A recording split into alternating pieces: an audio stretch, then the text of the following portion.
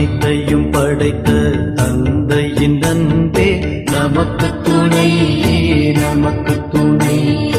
அன்பும் உண்மையும் ஆகியவரே நமக்கு துணை, நமக்கு துணை. கண்மணி போல் நம்மை காக்கும் அவரே நமக்கு துணை, நமக்கு துணை. கலங்காதே என்று தேற்றும் அவரே நமக்கு துணை, நமக்கு துணை. அவர் வாழுகின்ற தந்தை, நிறைவாஞ்சையான நம் தந்தை. அவர் வாழுகின்ற தந்தை, நிறைவாஞ்சையான நம்